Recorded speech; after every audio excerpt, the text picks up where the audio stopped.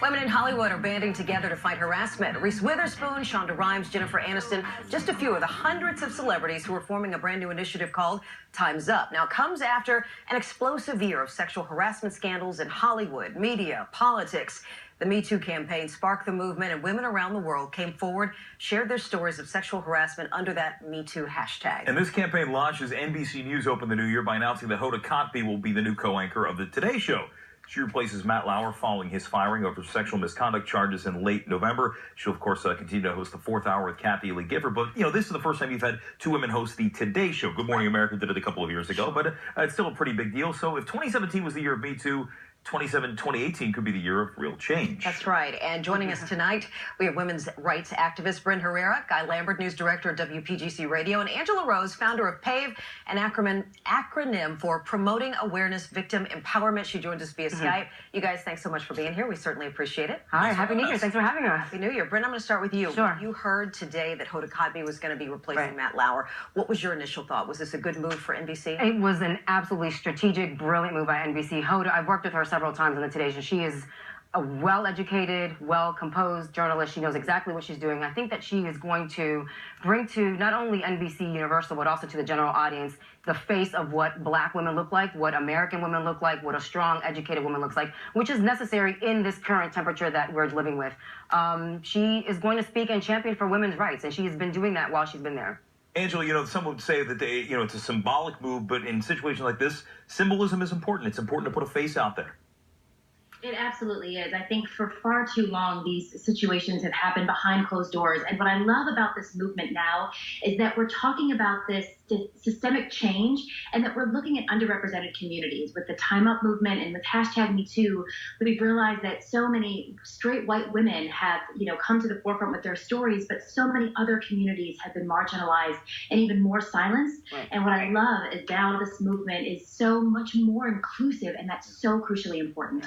Guy, you're in the news space all the time, obviously, daily.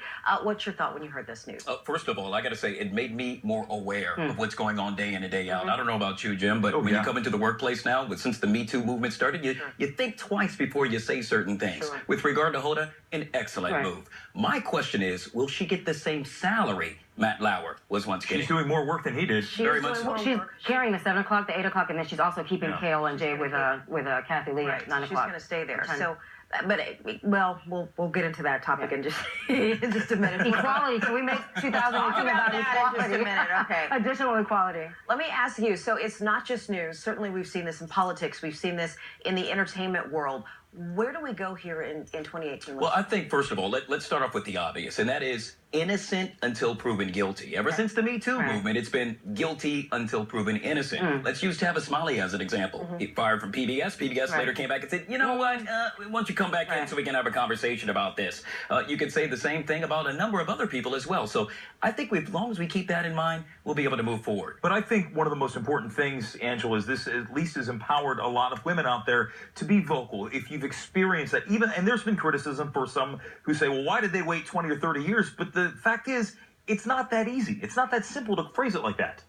It is not easy to come forward. And let me just say, yes, I know it's very important for us to talk about innocent before proven guilty, but we must not forget how often sexual assault goes unreported, under the radar, and how difficult it is for survivors to come forward. Let's not forget about the Bill Cosby case, where there currently still are survivors of him that are being sued for defamation, that are being even more silenced, that have been thrown under the rug, that have really wanted to raise their voice as a platform to shadow the silence, but now can't. And there's a lot of things that silence survivors. It's very difficult sometimes to come forward. Can I add to that? Go ahead. So I think the Time's Up campaign is very critical in this situation, because what it does is provide legal funds for women that are disenfranchised, women that are impoverished, that may not have access to money to pay for legal services. So women that may have in the past been afraid or concerned about what their financial situation looks like as a result of coming forward, now they have some recourse and some assistance, and kind of like a plush of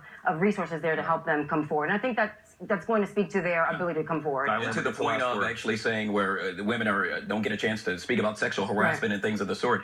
1 in 15 African-American women report rape. 1 in 15. That's a problem. That really makes you think. Yeah. does indeed. I'm glad that we've got you thinking, Guy. Very much so. I would compliment you, but hey, I'm not going to do it. Hey, you can compliment without harassing. Yes, Ivory, Angela, thank you guys. Context. Thank you for having us. Happy New Year, guys. Happy New Year. All right, it is a new year in the nation's